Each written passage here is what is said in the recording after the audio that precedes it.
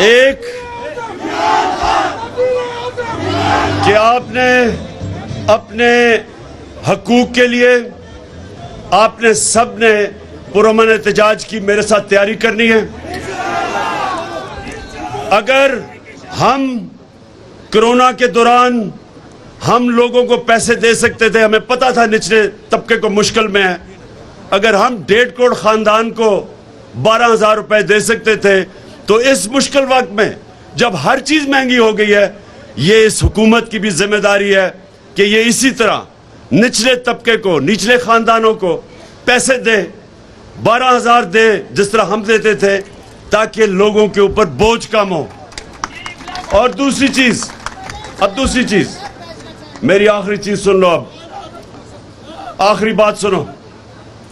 देखिए, ये जो हमारे ऊपर चोरों के टोले को हमारे ऊपर मुसल्लत किया है अमेरिका ने, और यहां से जो साजिश हुई है, ये अब समझ जाए कि ये रह गए तो सबसे पहले तो जमहूरियत खत्म, क्योंकि अगर पार्लियामेंट के अंदर ऑपोजिशन लीडर राजा रियाज होगा तो इसका मतलब पार्लियामेंट खत्म है।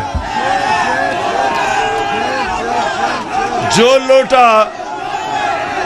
लोटा अगर वो ऑपोजिशन लीडर है जो नून लीग पे टिकट पे लड़ेगा, इसका मतलब जमहूरियत खत्म। फिर FIA खत्म, क्योंकि FIA के ऊपर शहबाज शरीफ खुद आके बैठ गया। जिस तरह मैंने कहा कि बिल्ले को बैठा दिया दूध की हिफाजत करने के लिए, इसने आते साथ ही अपने सारे केसेस खत्म किए। 16 अरब रुपए के केसेस है इसके ऊपर, जिसमें इन्होंने इनके होते हुए डॉक्टर रिजवान जो इन्वेस्टिगेट कर रहा था, पहले वो मरा हार्ट अटैक से, उसके बाद जो नदीम था इन्वेस्टिगेटिंग ऑफिसर, उसको हार्ट अटैक हुआ। फिर गुलजार मरा जो इनकी नौकरी करता था, जिसके अकाउंट में पैसा आया, वो हार्ट अटैक से मरा। और चौथा मकसूद चपड़ासी, 50 साल की भी उम्र नहीं थी, वो दुबई में हार्ट अटैक से मरा है। ये ऐसे ही है जैसे हमेशा LDA का रिकॉर्ड जलता था। ये पहले चोरी करते थे, फिर LDA का रिकॉर्ड जलाते थे। ये इसी तरह ये FIA के अंदर भी अपना रिकॉर्ड साफ कर रहे हैं। नैब के ऊपर बैठ गया, सारे चोरों ने अरबों रुपए की जो चोरी की थी, नैब खत्म। उसके बाद पुलिस का ये हाल है कि हमारे जमाने में कोई बताया हमने किसी के ऊपर झूठा केस किया हो। जब से इन्होंने संभाला है, पुलिस को इस्तेमाल कर रहे हैं लोगों के ऊपर झूठे केसेस, झूठी FIRs। मेरे ऊपर कोई 8 FIR हैं, सारे हमारे लोगों के ऊपर उन्होंने केसेस किए हैं। हमारे दौर में कब हमने कभी इन्होंने लॉन्ग मार्च की? मैंने तो जब ये बिलावल ने कम पे टांगने वाली मार्च की, और उससे पहले फजलुर रहमान ने 2 दफा लॉन्ग मार्च की। मैंने खुद कहा कि मैं आपको खाना भी भिजवाऊंगा, कंटेनर भी दे दूंगा। हमने कभी कोई कंटेनर रखा, ना इनका रास्ता रोका, ना इनको पकड़ धकड़ की। इन्होंने सहाफियों के ऊपर जो कर रहे हैं, आज जो सहाफत की आजादी है वो खतरे में है। FIRs काटी जा रही हैं।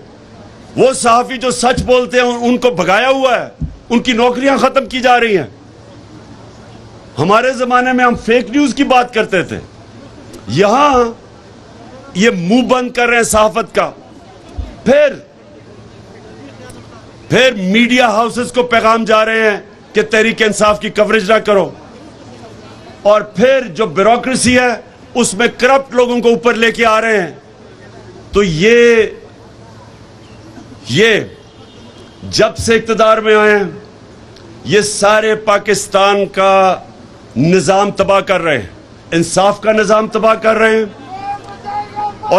और अगर ये रह गए, ये वो नुकसान करेंगे इस मुल्क को। अगर ये रह गए, ये मुल्क को वो नुकसान करेंगे, कोई दुश्मन नहीं कर सकता कि मुल्क के जब सारे इदारों को ये तबाह करेंगे। अपनी करप्शन बचाने के लिए इलेक्शन कमीशन तबाह कर रहे हैं। इलेक्शन कमीशन को इलेक्शन रिग करके धांधली करके अपने आप को मुसल्लत करना, कोई भी पाकिस्तान का इदारा ये नहीं छोड़ेंगे।